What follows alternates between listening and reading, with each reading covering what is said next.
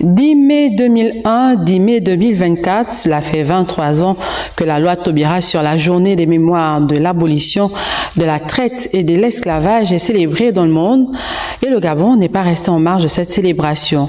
Ruth Mignolet-Sonzo, Gérard Magnagna.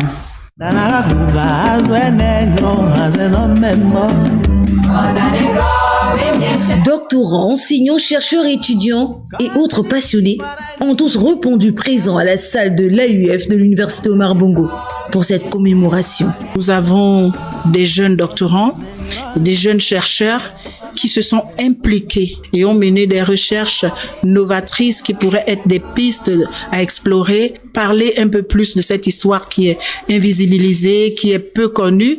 La première journée des mémoires de l'abolition de la traite de l'esclavage à Libreville est un devoir pour le Gabon. Libreville est incontestablement liée à l'histoire de l'esclavage et à la traite négrière. Libreville est une localité, si vous voulez, où les esclaves ont été libérés. Et nous avons au fond de mer cette stèle, une œuvre du célèbre Minko Minze, qui nous a quittés. C'est un hommage rendu à cet événement-là. Dans nos établissements primaires, la question de l'esclavage et de la traite des Noirs est enseignée. Parmi ces manuels, nous avons trouvé ceux de 4e et 5e année. Et il s'agit plus précisément du manuel d'histoire et géographie. Pousser le jeune Gabonais aujourd'hui d'avoir cette réflexion qu'aujourd'hui la mémoire, c'est nous. L'identité est la nôtre. Et c'est à nous de la revaloriser de quelque forme que ce soit. Ni haine ni victimisation. En réalité, l'esclavage est un sujet qui, bien que des plus cruels, semble être un thème récurrent dans la littérature des adultes que celle des plus jeunes. Et invité vient de nous rejoindre dans le plateau. Il s'agit de Monsieur Laurent Boga, le président de l'association Caraïbéenne du Gabon, l'association qui organise dès demain une journée nationale de mémoire de la traite de l'esclavage et de leur abolition. Bonsoir monsieur.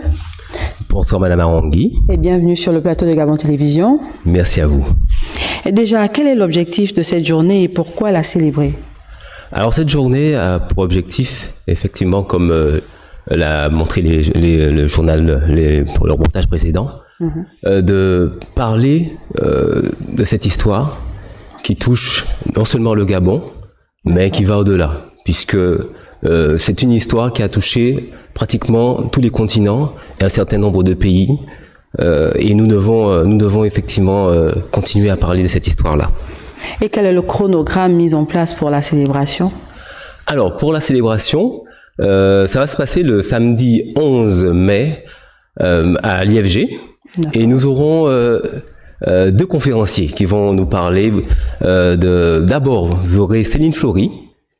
Si vous voulez savoir pourquoi aux Antilles, il y a des noms comme Mabiala ou Moanda, vous allez pouvoir le découvrir avec Dr Flory.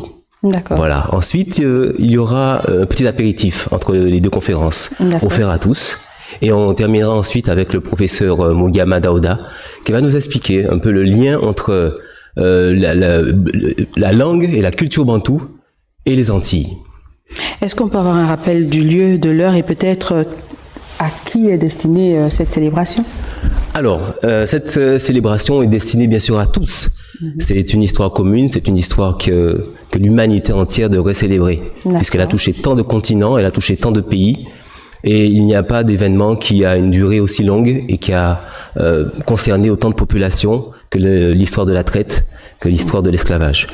Et ça aura lieu, je le rappelle, à l'IFG, samedi, donc demain, à 14h.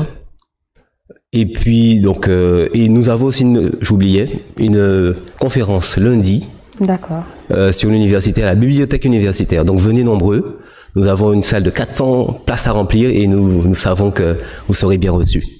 Merci, Monsieur Boga, d'être passé sur le plateau de Gabon Télévision et merci pour toutes ces informations. Merci à vous.